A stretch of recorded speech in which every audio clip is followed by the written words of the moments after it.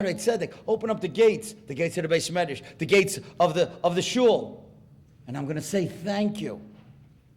That's part of the davening that we have to do. Of course, we're focused on 8 times what we don't have. But many of us have wonderful things. We have a DH or a DW, right? Dear wife and dear husband. I read these things, right? If you have that, and he's a nice guy or she's nice, something to be grateful for, right? Something to be grateful. You ever stop and say, thank you, Hashem. Have a wonderful, supportive husband. When was the last time anybody davened like that? No lying, please. Right? Those of you who have a good job, a lot of people out there have lost their jobs. $1 trillion has been lost. $1 trillion. The next couple months are not going to be easy. If you have a good job, you ever stop and say, thank you, Hashem, Baruch Hashem, I wasn't laid off. I have a job. My husband has a job. Paysach li shaarei tzedek ovoi vom oideko. You have a house? You have a nice apartment? You have a great organization like 8 time? Anybody ever stop and say, Moedim, thank you Hashem for Shirley Rosen. Thank you for Naftali Weiss. Thank you for Brindy. Thank you for all the volunteers. You ever thank Hashem? What was a woman in this situation or a man 30 years ago? Shamed, embarrassed, hopeless. I guarantee you half of you will not be here next year. You know why? Statistics show half of you are going to have children. It's Hashem. There's no question. It's not a suffix. Every year it's that way. So, how did it happen? Who pulled you through? 8 time. You ever thank Hashem for 8 time? Saying thank you is a way of making a connection. And I think that if we begin saying thank you, not only to Hashem, but to each other, we'll be different people. I'll tell you a great story about saying thank you. It's a little embarrassing. It has to do with me, but it's a great story. I have the opportunity, as Rabbi Weiss mentioned, to do a lot of traveling. So I don't know if you ever traveled to Canada with Air Canada at LaGuardia Airport.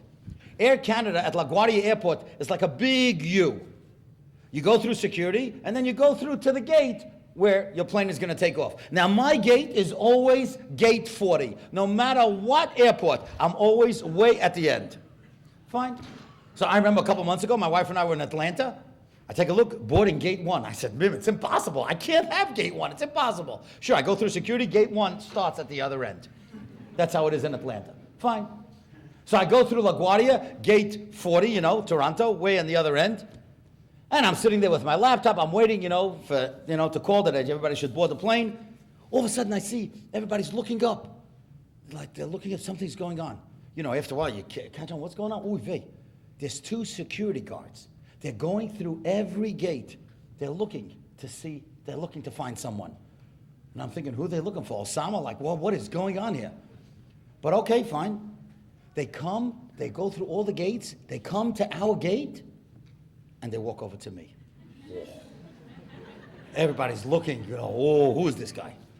I stand up, I say, excuse me, officer, is there anything that I could help you with? One of the guys takes out a cell phone.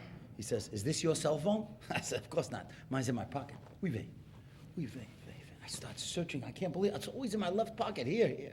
I can't believe it. I take a look. That's my phone. I said, officer, I can't believe it. You got my phone. How did you get my phone? He said, well, you went through security. You had 5 bins. You had so much stuff. And you only took 4. You left the 5th one day. You left your cell phone. I said, I can't thank you enough. I have 400 numbers programmed in my phone. Imagine what it would have been if I would have to reprogram 400 numbers. So I can't thank you enough. I said, officer, I just want to ask you something. How'd you recognize me? There's 2,000 people at this terminal. So I thought for sure he was going to say, you're the only guy with a black hat. That's what I thought he would say. That's not what he said. He said, do you remember what you said to us when you walked through the gate, the security? I said, no, what'd I say? He said, you walked through the gate and you looked at both of us and you said, thank you, gentlemen, for being here. 10,000 people go through our security gate. Not one guy says thank you. You said thank you. We were going to find you if you were the last guy in the terminal. Could you imagine? Besides the Kiddush Hashem. I mean, don't we feel safer because they're there? Would you like to have their job? Would you like to smell 5,000 pairs of shoes a day? You ever think of it that way? What kind of job is that? Somebody's got to do it, right? So wherever I go, I tell people this story about saying thank you. Wherever I go. So a couple weeks, a guy comes over to me, he says, you know, you won't believe it. I was traveling in Kennedy Airport, Air Canada. So I guess, the security guards, they changed Air Canada from LaGuardia to Kennedy. So this friend of mine, who, he heard my speech, so he goes over to the guy at Air Canada in Kennedy, he says, thank you for being here. So the guy says to him, oh, you heard the rabbi's speech? Could you imagine?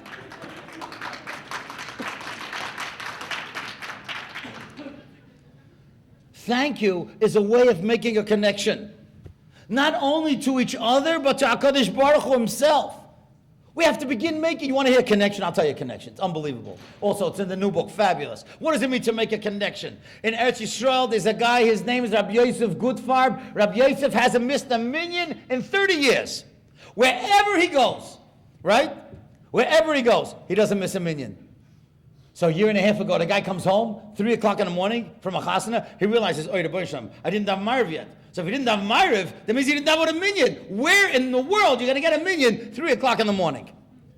So if you're in Flatbush, you go to Landau's, right? And if you're in Borough Park, you go to Shem Shabbos to meet all the Lakewood guys coming home from a late date, right? Before they go back. So you see, Shem Shabbos you got. If you're in Bnei Brak, you go to Itzkowitz on Rehov Rabbi Akiva. What are you going to do in Yerushalayim? You go to Zichron Moshe. It's no problem. Zichron Moshe, like a minyan factory. The guy comes there at 3:15 a.m. He's looking around for a minyan. He sees one guy there. He says, excuse me, did you down with a minyan? Did you down Ma'ariv tonight? He says, no. He says, you think we'll have a minyan? He said, what are you kidding? It's 3:15. In an hour and a half, it's going to be Vasikin. They're not going to have a minyan. He says, but I got to have a minyan. I haven't missed a minyan in 30 years. He said, what's the matter? You saying Kaddish? No, I'm not saying Kaddish for 30 years. I just like to make a connection to Hashem with a minyan. Listen to what this guy thinks of. He calls an Israeli cab company. He says, send me 8 cabs with 8 Israeli drivers. An Einfall of a Yid. So the God company said, 8 cabs? Who's got 8 cabs 3 o'clock in the morning? How many you got? 5. Send you 5. He calls another cab company. 3 drivers, only Israeli drivers with 3 cabs. 10 minutes later, 8 cabs come rolling up to Zichron Moshe. All Israeli drivers want to know, what's going on here? Where's the minyan? Where's the chasana? Where's the wedding? What are we doing at 3 o'clock in the morning? The guy says, Rabotai, everybody start your meters and come into the shul. Some of the guys, he had to give yarmulkes, there's secular guys. He says, Rabotai, I don't care what it cost me. I haven't missed a minyan in 30 years. We're going to daven Ma'ariv together. And then I'll pay each one of you. So these guys, they just can't believe it. So some guys were from, they knew Ma'ariv. Other guys, Israelis, they know how to read Hebrew. They don't know what Ma'ariv is. 25 minutes it took to finish Ma'ariv. Afterwards, he goes over to the first guy, says, excuse me, sir, how much I owe you? Guy says, I've been davening all my life. Never did I daven in such a heilige minyan. You're ready to pay 8 guys on the meter. I wouldn't take a penny from you. He goes over to the second guy, the secular guy who came. He says, how much I owe you? He says, sir, I haven't been in a synagogue in years. Haven't prayed in years. Tonight, you had me daven. You had me pray. I should pay you, not you should pay me. Not one guy took a penny. Not one of them. All came 3 o'clock in the morning. Why? Because they saw Mesiras Nefesh for a mitzvah. They saw a connection. That's what we have to do. We have to start connecting. When somebody says thank you to you, you want to give that person again. Because the person is makeh tov. There's a lot of good that we have in this world. Even everyone in this situation, there's a lot of good. There's good marriages and good homes and good parnosas and good organizations. There's a lot of wonderful things. Of course, we all want children and grandchildren. And mit Hashem, that will happen. And it should happen b'korov. But that's not a reason not to say thank you. That's not a reason only to cry by Shema Koleinu and forget about Moedim. From tonight on, we have to make a list of all the good things that we have in life. The family, the friends, the nephews and the nieces. Love them. Care for them. They need you. You're their aunt. You're their uncle. Of course it's going to be painful. But it's not their fault. It's not their fault. Try as good as you can. And then when you say thank you to Hashem that you have such a supportive group and such a supportive family, then things begin to happen. You make that connection. That's what the Rabbi Shalom wants to see. I just want to end this segment of the talk with one of the greatest insights that I ever heard in my life. They asked the Kloisenberger Rebbe, they said, how could it be, and we have in this room now, people, Holocaust survivors, they built children and grandchildren and great-grandchildren. They went through Gehenna itself. How could they build it?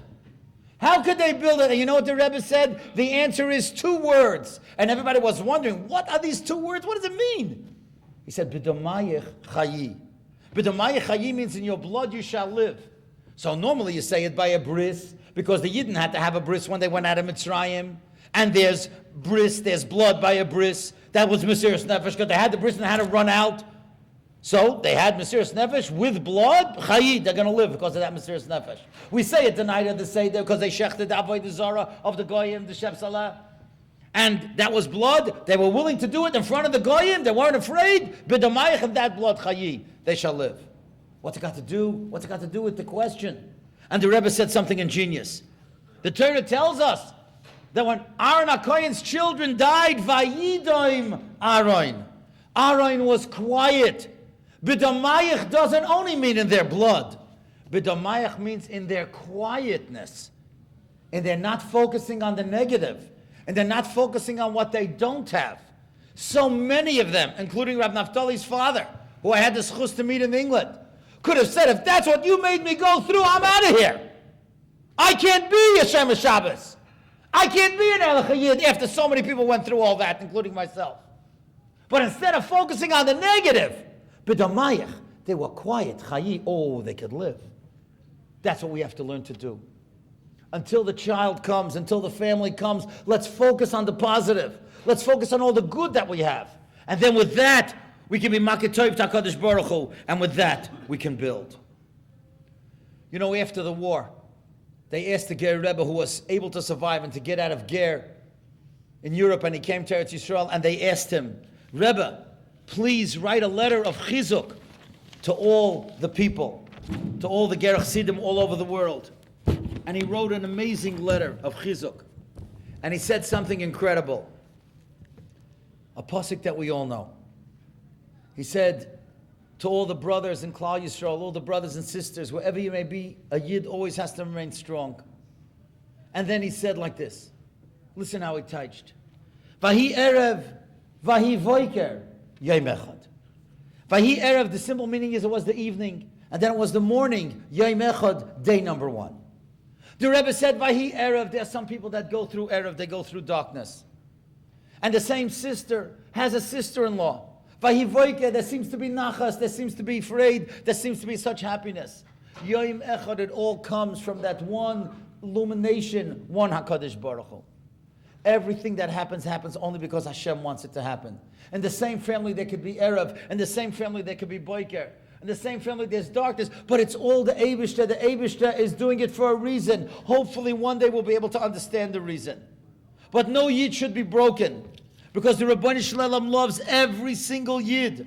And that's the purpose of A Time. That's the purpose of us coming together, to be mechazik each other, and to know that other people have had Yeshuas and Nachomos, and we will also, mit Hashem, have Yeshuas and Nachomos. And it's just a question of hanging in there. But the Erev and the Voiker happens for a reason. Maybe the Eibishter needs a connection to us, a special connection, whatever it is. Maybe one day we'll figure it out. I remember when my father, Olav Shalom, was very, very sick. And I went to Washington Heights. That's where my father was in the hospital. I was staying by Rav Schwab together with my brother. Rav Schwab was the Rav in Washington Heights. He had been a Rebbe in Yisrael many years before. And he knew my father, my father was a Talmud of his. So after Musaf, we went to the hospital. Then when I came back to Rav Schwab, he asked me, how's your father? And I said to him, I have betochen that he'll be well. And he said, betochen does not mean that your father's going to be well. Betochen means that there's a master plan, and hopefully one day you'll be able to understand it. Difficulties happen. But just because difficulties happen does not mean that that's a reason we should give up. Difficulties happen, that doesn't mean that we shouldn't have faith that one day things will be good, and one day we'll be able to understand why these things happen. Hopefully one day we'll understand it. Eoiv, who went through so much sorrows, asked the Rabbi Shalom, Shema Ruach Sa'ara Avra Lefanecha? Maybe there was a whirlwind and you got mixed up. My name is Eoy, not Oyev. Why are you doing this to me? Aleph Yud Vav Beis is my name. Not Oyev, Aleph Vav Yud Beis. I'm not your enemy. So everybody has a right to ask, why me? Why is it happening? Why do I have to sit here? My brothers and sisters, they're buying Hanukkah presents for their kids and I'm sitting here. Why? You have a right to ask. You have asked, why me? You could ask that. But we shouldn't be broken.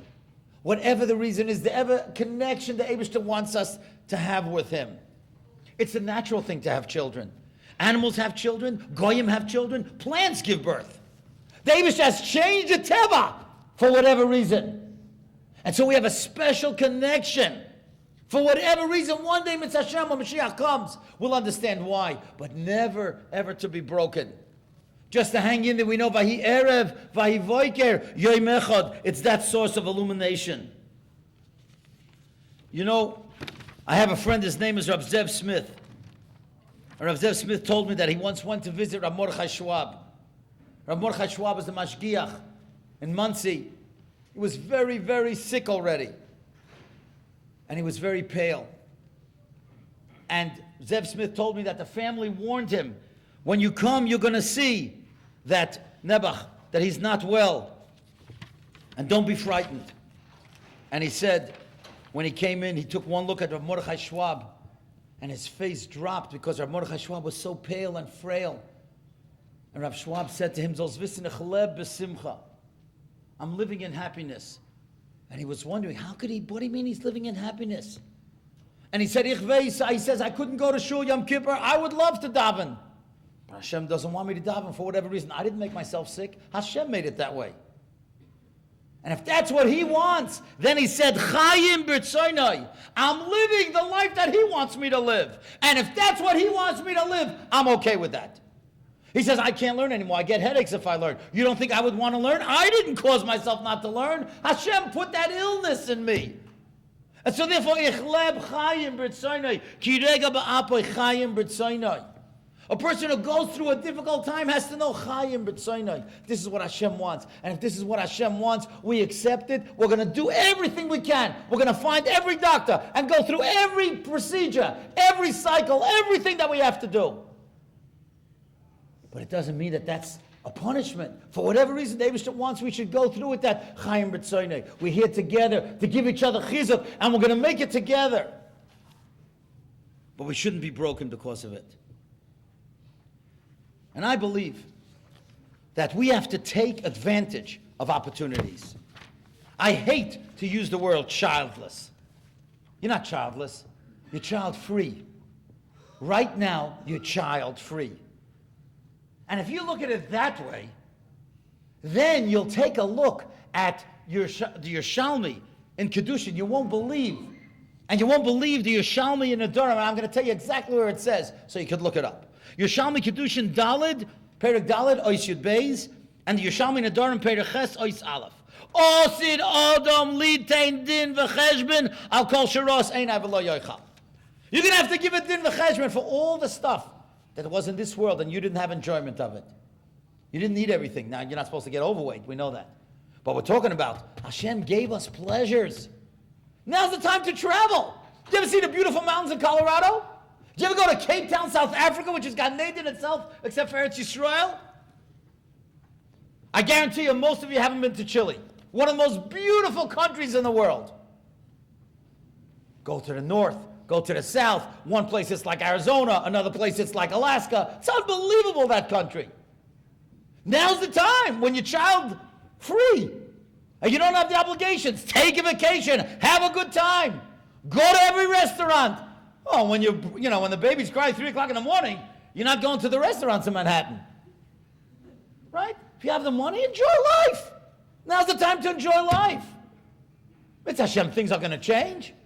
And you're going to have to do diapers 3, 4 o'clock in the morning. You're not going to be able to do all this stuff. Then you're going to kick yourself. I should have gone to Cape Town. I should have gone to New Hampshire. I should have gone to Colorado. You ever been to Vancouver? It's gorgeous. Got to be there. You know what it says in the Durham? You don't have enough isurim, you got to make more chumras? Why do we have to make the chumrah of the month? Where does that say? Just the opposite. Maybe she wants you to enjoy life. If you're child-free, take advantage. With Hashem, the kids will come. You'll get a treatment, you'll have triplets, you won't even know what hit you. Say, oh my goodness. Why didn't I listen to what he said? Your head will be spinning. With Hashem, I give you a bracha, all your heads should be spinning. No Rahmanas. Amen is right. It's going to happen sooner than later. But right now, now's the time to take advantage. Do things that other people cannot do. You have the money. You have the time. Don't only focus on what's negative, focus on what's positive. And send me a postcard from wherever you are. And finally,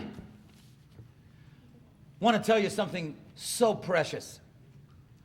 You know, there's a very interesting Balaturim. The Balaturim tells us, in Shemois, you know, you're not allowed to count Yidden. Chas v'shalom could be an ayin haras. You have to give a machzis ha-shekel. So the Pasuk tells us, v'nosnu ish koifen nafshay. A person has to give. Zokt, the Balaturim, v'nosnu, you can read it frontwards and backwards. Vov, nun, tov, nun, vov. Backwards and forwards. It's like the word mom, pop, dad. I don't know, maybe somebody can tell me. David is a... Does anybody know what these words are called that you can read frontwards and backwards? Who knows? Palindrome, right. Now, I don't know, David is a palindrome, Dalet Vov Dalet, and his father Yishai is a palindrome. I don't know what that means, but, you know, David and Yishai, both are palindromes. I remember one time I was speaking about tzedakah, because that's what the Balaturim says. V'nosnu, why is it a palindrome? Because when you give, Masha Adam Noisen, let's tzedakah Yachzir Elov. That which you give to others, you'll get back. So don't worry if you give money, you give time, you give advice, you give encouragement. When you need it, it'll be there for you. That's why V'nosnu, you read it back and forth. So I remember I was once speaking about tzedakah, you know, to the younger grades in Eretz Yisrael. I had to speak in Hebrew. I can't speak to second graders, but the principal told me if I don't speak to the kids, he's not going to accept my child, my grandchild, into the school. So I had no choice. So I'm trying to explain a palindrome in Hebrew. Go explain it. Fine. So finally, I get the idea across. A kid raises his hand. He says, Rabbi, Hashem Shali Zegam came palindrome. My name is also palindrome. I said, really?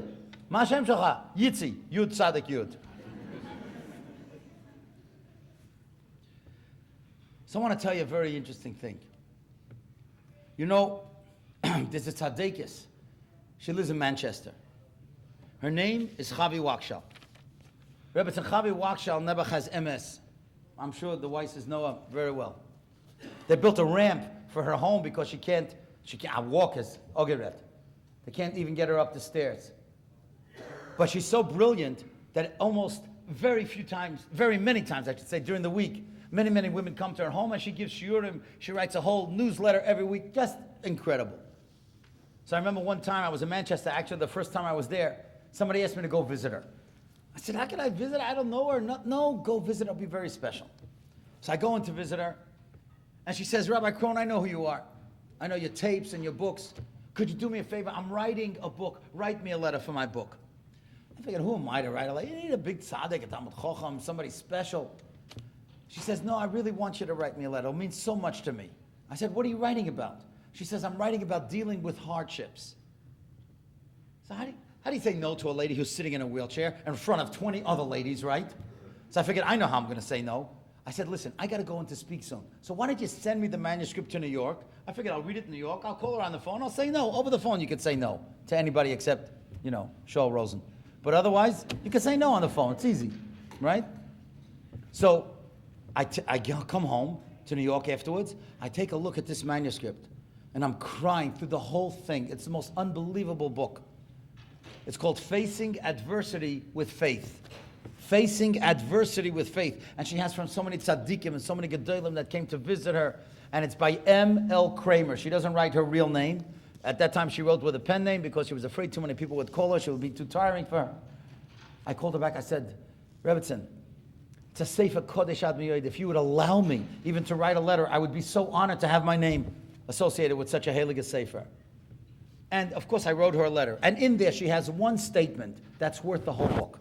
Besides, the pages are tremendous. It tells us how to deal with difficulties with emunah and betochen.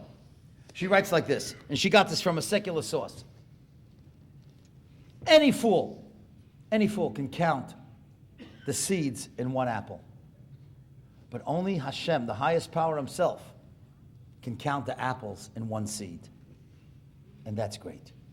You don't have to be a big chacham to open up an apple and count the seeds. Any fool can count the seeds in one apple. But only Hashem, the highest power, knows how many apples there are in one seed. When you give chizuk to someone, when they really need it, you make them feel special. And because of that, they're able to fly. They're able to do wonderful things. Look at all the apples that grow from that seed of chizuk. From seeds, children grow. Maybe what we have to undertake is to do seeds of chesed. Because there's a very interesting Avos Rab Nosson. The Avos Rab Nosson in Perek Daled Mishnah Hey tells us, one time Rabbi Yochanan ben Zakkai was walking outside Yerushalayim in his Talmud Rabbi Shua. And Rabbi Shua said, Rabbi, look, the Beis HaMikdash is destroyed. How are we going to get kapara? How are we going to get forgiveness? Zok the Rabbi b'ni al yeiraloch. My son, don't worry. Yesh lanu kapara achas shehi kamoisa. There's one thing that we can do that's just as good as bringing karbanos to get kapara. Ve'ezezeh, what is that? Gemilas chasadim. If a person does favors to somebody, Shenema ki chesed chofatzti v'lo yizavach. That's what I want to see. Chesed, not karbanos. Many times a person will go over to people that have no children and say, you know what Sarah Schneer accomplished? You know what the Chazon Ish accomplished? You know what the Lubavitcher Rebbe accomplished? I got a secret. You don't have to be Sarah Schneer. You don't have to be the Lubavitcher Rebbe. You don't have to be the Chazon Ish. And most of us are not going to reach that level anyway. Nobody should put you on a guilt trip. But you know what you can be? You can be a balas chesed. You could help and you could do things that other people cannot do. You don't have to start the Beis Yaakov movement. And you don't have to start the whole Chabad movement. And you don't have to write Shalos and Shuvas. If you can, that's great. That's wonderful. But you could be there for some older people that nobody else has time for. And you could be there for the almana or for the single mother. And you could be there maybe even to take a little child to the doctor when the mother can't do it. You could plant seeds of chesed. And who knows, if you plant seeds of chesed, maybe apples in the ways of children will grow. Because when you plant a seed, you never know what kind of apples can grow. And you know what planting seeds of chesed is all about? Even when you validate someone, you take extra special time and you make somebody feel special. Now there's a Mechanech here from Darkei Torah who told me that he heard me tell this story, so I hope you don't mind my telling it over. I had it in my notes to tell it. It's one of the greatest stories you'll ever hear in your life. It tells us what does it mean to do a chesed? What does it mean to validate someone? I can't believe this chassan in Eretz Yisrael told this story at his Sheva Brachas. He tells a story. He says, I want to tell everyone at my Sheva Brachas the turning point in my life. And he tells over as follows. He says he was in the 5th grade. And there was a little boy, let's call him Naftali. Naftali brought in a very expensive watch. The mother had told him, don't dare bring in that watch, you're going to lose it or break it. And the kid didn't listen. He wanted to show off the watch.